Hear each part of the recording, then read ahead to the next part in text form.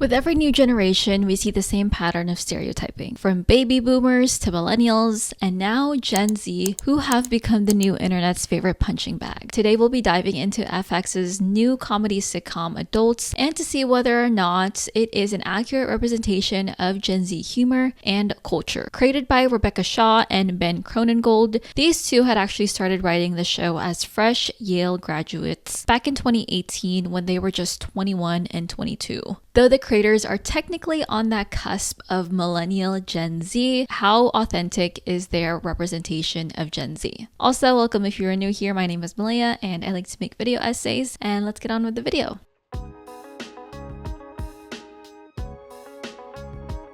Before we break down the show, let's talk about what actually defines Gen Z humor. Firstly, it is heavily saturated with meme culture. This generation didn't just grow up with the internet, but we were essentially guinea pigs during the formation of social media and internet culture as we know it. We were the early adopters of this new digital third space, and it definitely shows in our humor. Gen Z humor can be really characterized by being intentionally unserious, even in the darkest situations. It's like when during the Florida hurricanes, when tons of Gen Z creators were making jokes when people had real, legitimate concerns about evacuating and their livelihoods. That's pretty much peak Gen Z, where we use humor as a coping mechanism for all of the anxiety and uncertainty. The Adults cast also have proven that they too are as chronically online as us. For instance, Owen Tiel, who plays Anton, has his very own podcast called In Your Dreams,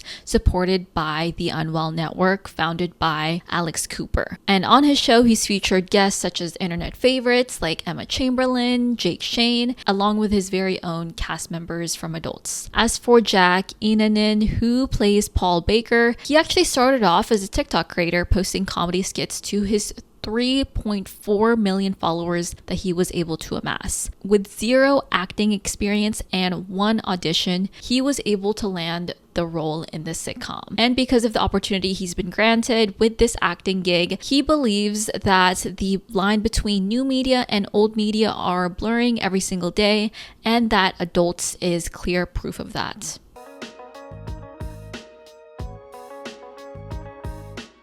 So how does Adults translate this into their TV show? In the very first episode, the plotline revolves around their mutual friend, Kyle, who is making headlines for a workplace sexual assault case. Now you'd expect them to show some genuine concern, which they do, but they are quick to deploy their signature dark humor. While they're looking at their photo, Anton immediately remarks that Kyle looks like he, quote, saw it coming. Then of course there's Billy's storyline. She's frustrated at the fact that she's being pigeonholed as the youth expert at her job, and her friends actually encourage her to leverage the Kyle situation and to use the workplace unease around the scandal to push for a promotion. Though morally questionable, it feels in line to that side of Gen Z that is very opportunistic and darkly comedic. Issa also does this well when she creates a ballet performance called The Popcorn Forest, which isn't just any play to her, but it has some substance to it, claiming that the show is like a political statement. However, to the dismay of her boss, he doesn't want the children to perform that play and instead wants to opt for the more traditional play of the Swan Lake. And because of this, Issa, along with the help of Billy and the kids, do some sort of political protest in order to fight for the chance of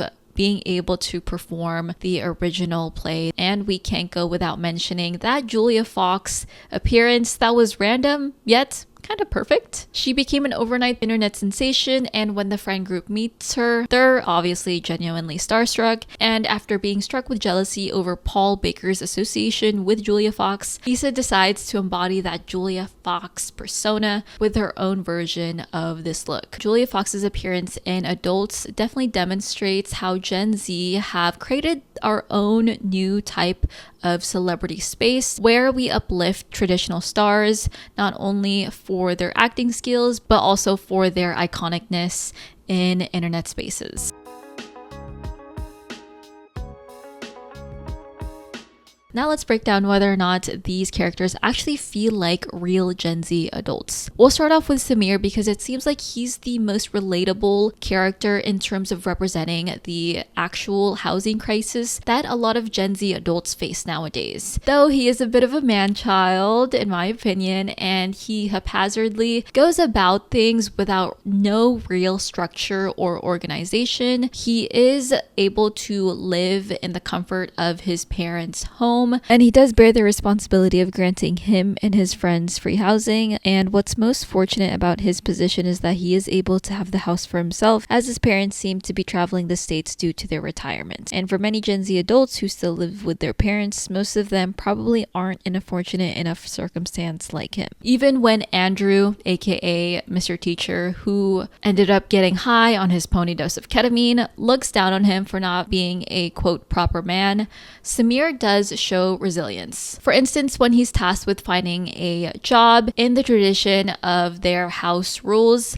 he is able to find one fairly easily, though he does end up embarrassingly mooning the interviewers in what was probably one of the most cringe moments of the series. He did get struck with inspiration when he saw the pizza delivery guy or the delivery man show up in his doorstep and thought to himself, maybe I could do that. And though chaotic, it does feel real. As for Anton and Paul Baker, they represent the growing recognition and normalization of queer relationships within Gen Z culture. One TikToker perfectly described Paul Baker as the perfect representation of matcha drinking, loafa wearing, stats.fm using, mustache having bisexual man from New York City. And if any of you out there are Gen Z or have some semblance of the type of man this is, then you would know exactly what she's talking about and how Paul Baker fulfills that role very accurately. Anton and Paul Baker's eventual kiss in the season finale was so juicy and left us on a perfect cliffhanger that truly made me and likely a lot of fans who watch the show yearning for season 2 to see what sort of storyline they'll head down to. Personally, I did see some chemistry building between the two, as we can see from the hospital episode where they were genuinely enjoying each other's company. Also, that episode where they were literally acting as if they were parents to Annabelle, the pregnant teenage girl awaiting her abortion, further hinted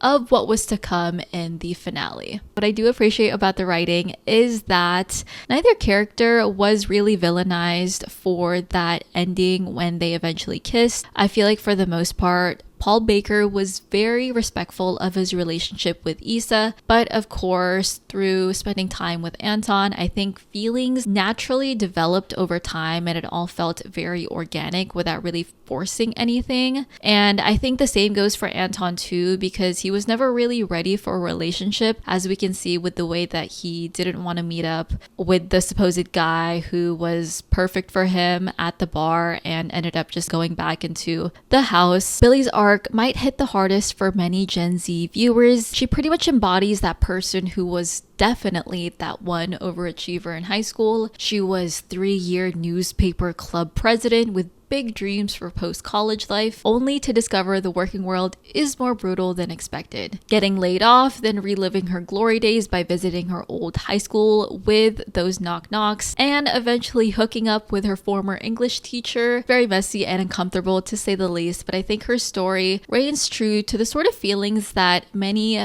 people in their early 20s have post-academia and the sort of disappointment and regression many of us may be feeling during this time, as there's a lot of things that feel uncertain but feels as if we should have everything figured out, when in reality we're still so young and there's still so much of life ahead of us to not take everything so seriously. And I think for her story too, after she does get fired, she does live life a little bit more and isn't weighed down with the pressures of finding a job so quickly and is just kind of living life. As for Issa, she probably had the weakest plot for me. She is very intentionally chaotic and is very sexually expressive, especially with her behavior, as well as her style, being the only one out of all the characters to wear her body hair out and about. She very much clearly loves Paul Baker and supports his sexuality up until his fluidness becomes a real threat to the relationship, especially with that series finale. While I do empathize with her character, as she is the one who is likely to be the most hurt if Anton and Paul Baker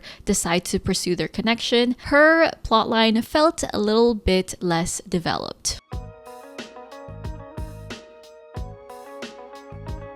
Overall, I think the show does work. It was a very easy watch, and I feel like I just finished it in one day, given that there is only 8 episodes, with each episode running about 30 minutes, which I think was done intentionally, as it is one of the first seasons, and it's more so a testing the waters type of thing to see whether or not there's going to be positive reception and if there's going to be demand for another season. The execution did feel a little bit random, especially with that whirlwind of a first pilot episode, with some episodes hitting the mark while some episodes and plot lines fell flat. But I do think that there is a coherent story to be told about this ragtag group of 20-somethings trying to figure out life together. And as a Gen Z viewer myself, I think there's a genuine relatability within a lot of the components of the show, from the economic pressures to relationship complexity and using dark humor as a coping mechanism and just trying to figure out life. I think there is a solid storyline to be had, and there's a lot of potential for this series to really take off. Though I've seen some mixed reviews, obviously you're gonna have your haters and supporters. I think it is worth betting that they should have a season 2. Now, in conclusion, although not perfect, Adults is one of the more authentic attempts at trying to capture all the things that Generation Z is going through. And I think there is some level of authenticity with the writing, especially because of the fact that the writers did write the show when they were in their early 20s and also just trying to figure out life. Keep in mind, they did write the show back when they were graduates, which I think was around 2017 or 2018. So I think my only concern is how they'll take on the writing for season 2 and how they'll capture that sort of humor that is so heavily associated with Gen Z. Hopefully they'll bring on fresh talent and writers who are within the same age range as the characters to bring on that level of relatability that can't really be replicated when it comes to older individuals trying to portray what they think Gen Z is. I think it's better for them to actually hire writers who are Gen Z adults themselves and take their own personal experiences into the characters of adults. Though a season 2 hasn't been renewed quite yet, I genuinely hope that there will be a season 2, but let me know what you guys think about the show, if you've watched it, if you liked it, if you think it's not an accurate representation of Gen Z. Let me know in the comments down below. And that is it for today's video. Thank you guys so much for watching, and I appreciate you for being here, and I'll see you guys in the next one. Okay, bye cool cats.